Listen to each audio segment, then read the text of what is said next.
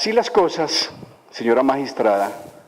honorable magistrada, lo primero a tener presente para proferir una medida de aseguramiento en aquellos casos en los que resulta legalmente procedente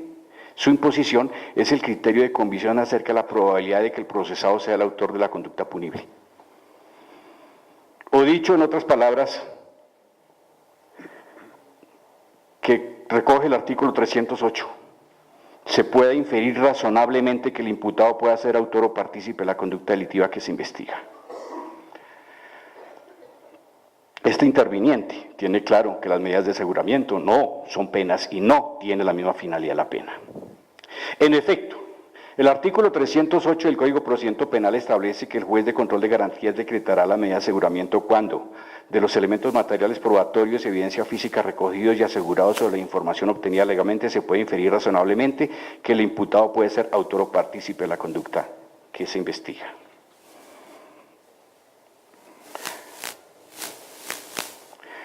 Establece entonces la norma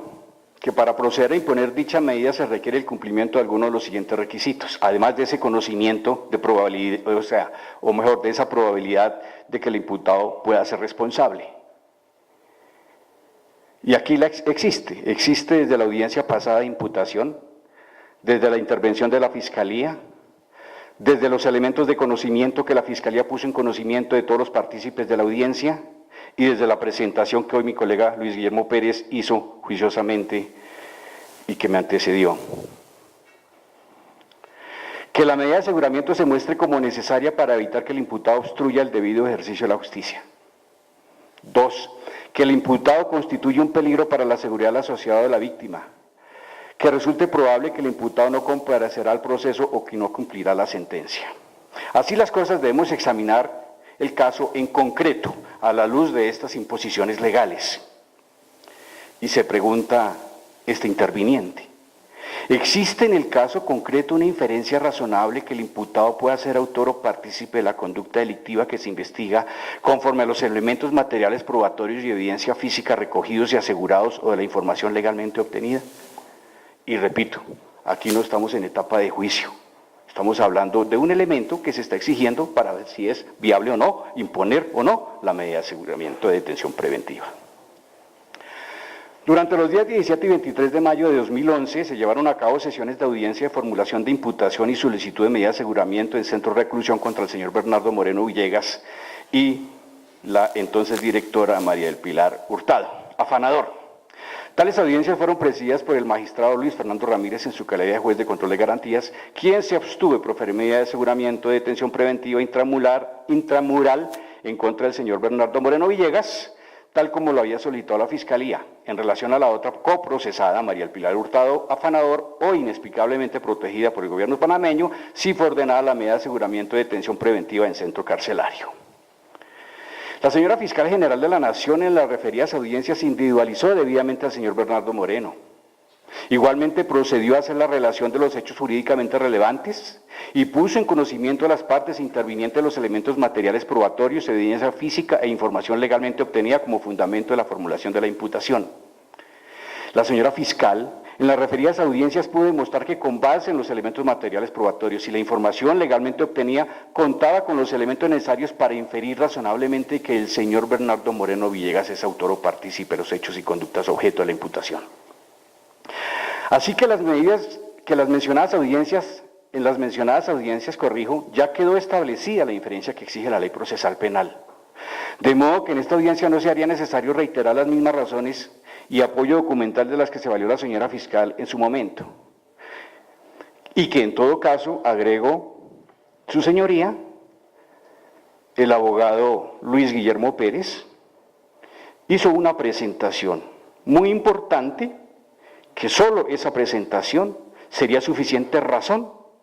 para entender que efectivamente se está cumpliendo con este elemento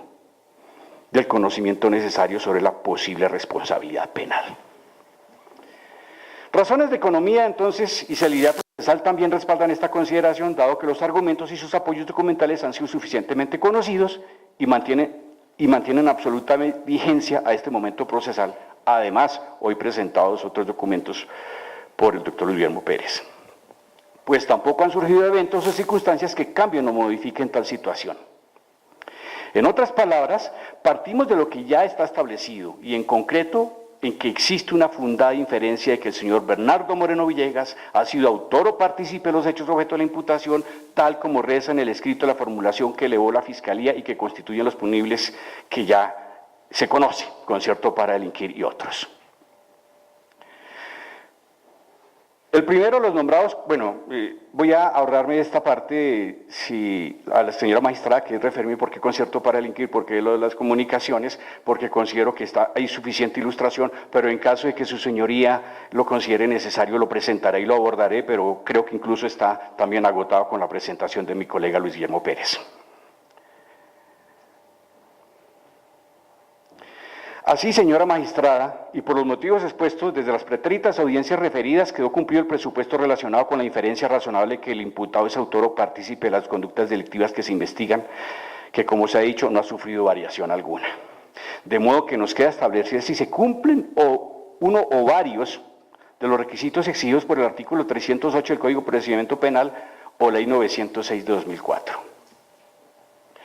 Si bien el artículo 2 del Código de Procedimiento Penal, modificado por la Ley 1142/2007, recoge el principio rector que busca garantizar el respeto al derecho a la libertad personal, el mismo precepto legal, a renglón seguido, establece que el juez de garantías ordenará la restricción de la libertad del imputado cuando resulte necesaria para garantizar su comparecencia o la preservación de la prueba o la protección de la comunidad, en especial de las víctimas. La pregunta entonces es, ¿cuándo resulta necesaria una medida de aseguramiento? El primero de los requisitos exigidos en el artículo 308 de la Ley 906 hace referencia a que la medida de aseguramiento se muestre como necesaria para que el imputado obstruya el debido, para evitar que el imputado obstruya el debido ejercicio de la justicia. En relación a este requisito descansa el fundamento central de mi petición, de que el señor Bernardo Moreno Villegas sea cobijado por medida de aseguramiento de detención preventiva en centro carcelario. Los siguientes son los presupuestos fácticos que indican y hacen necesaria la reclusión de Bernardo Moreno Villegas en el centro carcelario, pues además de las razones ya esbozadas por quien me antecedió. A. Con posterioridad a la realización de las audiencias de imputación y de solicitud de imposición de medida de aseguramiento realizadas en las fechas ya relacionadas, los representantes de las víctimas hemos tenido conocimiento de hechos no conocidos para entonces que nos obligan a elevar la presente solicitud de imposición de medida de aseguramiento de detención preventiva intramural en contra del referido Bernardo Moreno Villegas.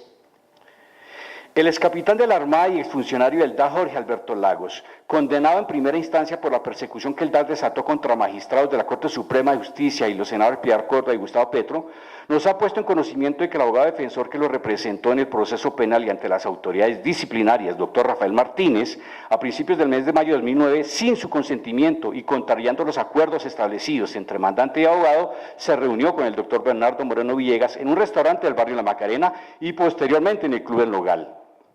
A esta segunda reunión asistieron además algunos directivos de RCN. Recuerden que la idea era que hicieran pronunciamientos públicos sobre la inocencia del señor Bernardo Moreno, ese era el propósito, según ya se presentó por quien me antecedió. El abogado defensor de Rafael Martínez vía telefónica le confirmó al capitán Lagos que estas reuniones efectivamente se realizaron. El capitán Lagos, profundamente enojado, acudió al apartamento de su abogado para conocer de forma directa y viva voz lo ocurrido y exigirle las explicaciones de rigor. Su abogado le manifestó que Bernardo Moreno le había propuesto que le dijera a su defendido, Jorge Lagos, que hiciera declaraciones ante los medios de comunicación afirmando que Bernardo Moreno no tenía responsabilidad en el caso conocido como las chuzadas del DAS.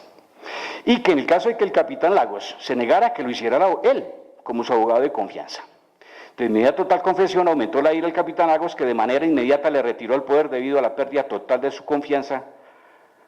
en su abogado, de la confianza en su abogado. El capitán Jorge Alberto Lagos León también tiene conocimiento que esa reunión se realizó a instancias y por intermediación de un alto funcionario de la Fiscalía, jefe de prensa. Es decir, que no fue tampoco ante cualquier funcionario, sino precisamente el ente investigador. Sobre los hechos relacionados en los anteriores literales, contamos con un documento que ya presentó mi colega Luis Guillermo Pérez, que guarda la declaración del capitán Jorge Alberto Lagos, quien actualmente se halla privado de la libertad en la instalación militar donde precisamente funciona el juzgado donde hizo la presentación del documento. y está detenido allí purgando la pena por su responsabilidad en la persecución desatada desde el DAS y a instancias de la Casa de Nariño.